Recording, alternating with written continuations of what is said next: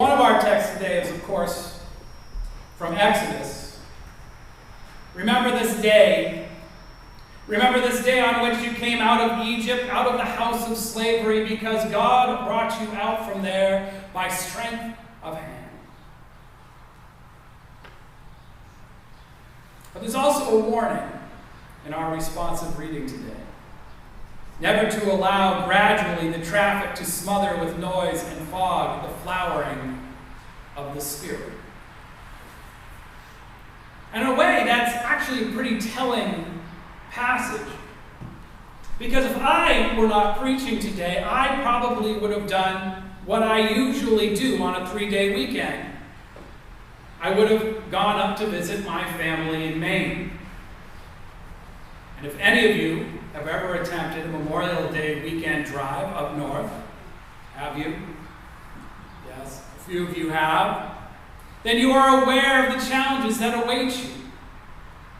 If you choose your departure wrong, your departure time wrong, either going or coming back, then you can potentially add up to 2 hours to your trip. Because there is only one major road into Maine. And most of the time, that's just fine. However, when this weekend arrives and people start thinking about the tasks of summer, all their plans inevitably turn to those summer vacation things they spent the winter fantasizing about doing in northern New England. Our beaches, what beaches we have in northern New England, begin to fill. Our lake houses, which people in Maine and New Hampshire refer to as camps, need to be opened and aired out. And of course, there is discount and non-discount shopping in Freeport and Portsmouth and the Conways. But of course, there's also more going on than that when we go on our vacations this weekend. Because frequently what we do on this weekend is done with other people. Frequently the same people that we do things with every year. It is a time for family and friends, for gathering together to celebrate surviving yet another winter, for measuring the growth of our children, and for sharing memories of those times gone past.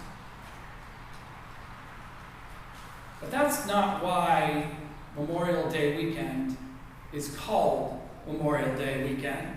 That's not actually what Memorial Day is about, is it? There's something else that we are supposed to do this weekend. There is, in fact, a special sort of remembering. Now, sometimes we do this in a formal way. There are Sunday services. There are parades. There are quiet moments by gravesides. And for some people, these moments are a matter of course. If you play in the high school band, for example, like my friend and colleague Paul Sawyer that we heard from today, or like my son Connor, or if you are a current or former member of the military, or if you have someone you love who must be remembered on this day. Memorial Day is one that demands observation and respect. But even then, the memory can be lost. Or rather, its significance can be drowned out by other considerations.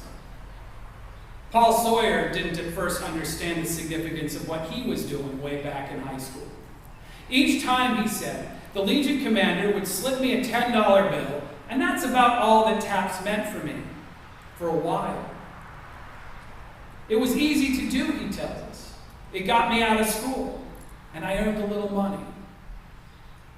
You see, for those among us who are not that closely connected to the act of war, the tension remains between going about our usual activities on one hand, and on the other, pausing to consider the human cost of past, present, and future military activities. On Memorial Day weekend, the traffic, the busyness, All those plans to open up the camp or to clean the grill, to welcome the guests or to fight that traffic on 95, to some glorious destination. All of these concerns loom large in our psyches. They pull us towards something less somber, accessing our deep urge to frantically celebrate the rebirth of the earth and our connections to it, rather than to spend that time in sober reflection. But what is interesting to me is that this tension has always existed. Originally, Memorial Day was called Decoration Day, and it was for the purpose of placing flowers at the graves of Civil War dead, literally decorating the graves. And the date in May made a lot of sense because by this time of year, the flowers are out and the weather is usually perfect, or this year a little too warm, but perfect for a day of working outside. But then, you see, after their work at the cemetery and the monuments was done, these people would go gather at the old regimental halls that still exist in many communities today to tell their old stories. And also in the 19th century, graveyards were originally thought of as public parks as much as a place to bury the dead. And they would be in full bloom, attracting families, strollers, and picnickers. Even then, the act of remembrance on Decoration Day was bound to the rhythm of nature and the urge toward recreation, toward recreation and celebration. Then, as now, the very people who bent to lay the wreaths or the little American flags, who paused to reflect, would eventually rise again from their tasks to seek out that cold drink and group of friends. The challenge for us, as it was for them, is to find a balance within this tension. Because it is important to reconnect with people. Just as it is important to welcome the slower pace of summer, it is important to mark the transitions that end the school year, and for that matter, the church year. Things won't be the same for any of us in the fall.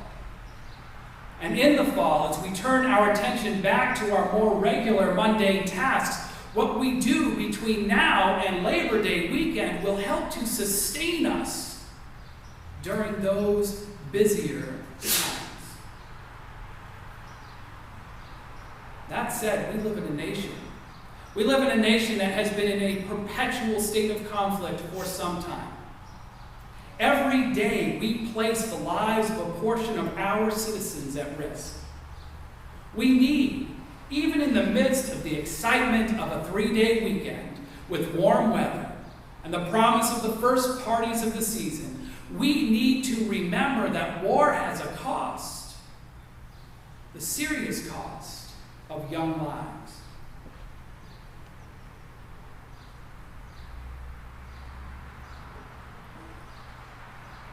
Today, for many of us, including myself, the experience of war is limited to historical or first-person accounts in nonfiction literature, and to action movies, which are for the most part unrealistic and overly romantic.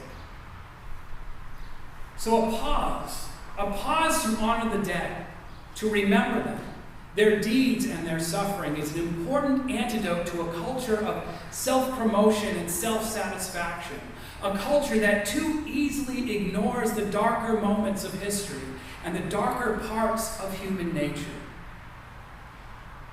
In our reading today, Moses urges his people to remember, and to remember not just the glory of their escape, but in fact the time before and the time to come, times of suffering, of pain, of struggles, both personal and corporate, times of mistakes and failure too.